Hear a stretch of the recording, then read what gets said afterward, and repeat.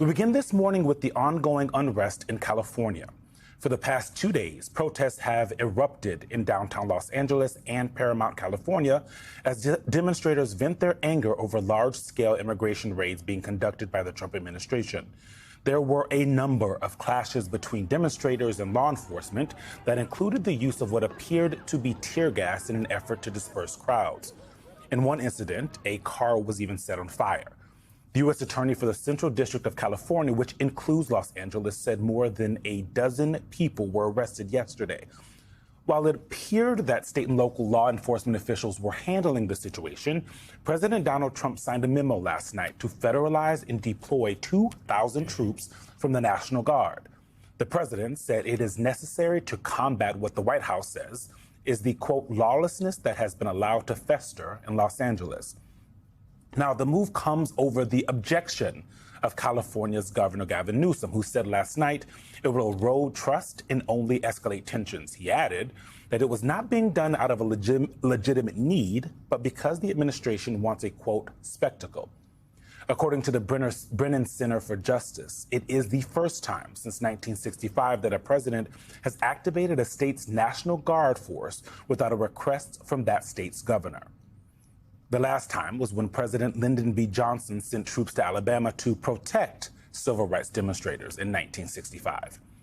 Raising the tensions even further, Defense Secretary Pete Hegseth threatened to involve active duty military, writing on X, quote, if violence continues, active duty Marines at Camp Pendleton will also be mobilized. They are on high alert. And instead of monitoring the situation that warranted deploying the National Guard, what was Donald Trump doing last night? He attended the UFC championship fight in New Jersey. And early this morning, Trump took to social media to shout out that the National Guard in Los Angeles did a great job. But according to the administration's top law enforcement official in Southern California, the troops will arrive within the next 24 hours. So they are not there yet. You know, it seemed like Karen Bass, Gavin Newsom kind of had things under control. You know, they were very explicit with the protesters that anyone who did damage would, could be arrested. And now this what appears to be what feels like an escalation, guys. Well, it really is quite convenient and striking how coordinated the messaging is. That's just what kind of takes me aback, because immediately you have so many top officials calling this an insurrection, wanting to have the pretext to invoke the Insurrection Act. And so while, we have no sense of what the scale of damage being done right now and of the crowd size, this is still an evolving story. And, we're going to soon have our correspondents on and talk about what's happening on the ground. But it does seem like Tom Homan was in place in L.A., and this seemed to all be unveiled quite quickly. And, on that point, Elise, and to that point, the president did not invoke the Insurrection Act, but he did invoke a law that is basically a step, a step below that. And when I saw your text to us last night, just before I went to sleep, saying, they're sending in the National Guard, this is getting serious, my immediate thought, Elise and Eugene, went back to my interview with the Attorney General of Minnesota, Keith Ellison, and my interview with him, talking to him about the rumors about a pardon for Derek Chauvin, the former police officer who murdered George Floyd. And he said that he absolutely thought that the president would look for some kind of distraction to get people, one, away from his grift, but two, to give him an excuse to invoke the Insurrection Act. And one of the things he said to me was, while we must not remain silent, and this is what he was saying in regards to the rumored Chauvin pardon, but it, I think is apt here. We must not remain silent. How do we protest in a way that doesn't play right into his hands?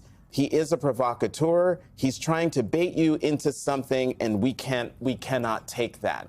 And so my concern here is, with these images and whatever images we might see come out of Los Angeles today, will that move the administration to go beyond what the president announced last night? I mean, the biggest question is then what protests would not, right? When you think about how this administration, how President Trump, whether he was a candidate in 2025, 2020, 2024, and as president, has over and over talked about not liking protests in general, right? Because he takes them personally, right? And, these are obviously about his policies, but he thinks they're about him as a human being and a person. And so he doesn't like them. So it begs the question, and I've never been able to get an answer from Trump world about this, about what kind of protest would be okay. I guess something like January 6th would be okay, I guess, and you don't have to nationalize federalize the National Guard. That's actually an excellent point. Here in this city, when the insurrectionists were invading the Capitol, and folks were like, where is the National Guard? This is the one place in the country where the president has control over the National Guard, and he did not bring them in. I will say that yesterday when we picked up our coverage at 6 o'clock, and so LA time, I believe it was around 3 o'clock, there already were just canisters out, littered, just, hundreds. And you saw more of that response than at the time of the protesters. Now, the footage this morning looks horrible. And this is, a situation that has seemingly escalated instead of, de-escalated by any, measure. What's also interesting here is, and I'm glad you pointed out, Elise, that the border czar, Tom Homan, just so happened to be in Los Angeles as this was going down. And we should also point out the fact that the mayor of the city of Los Angeles is a Democrat. The governor of California is a Democrat. And those are two officials who the president has not been shy about criticizing and also making threats of sending in the National Guard and other law enforcement entities to, quote unquote, bring things under control.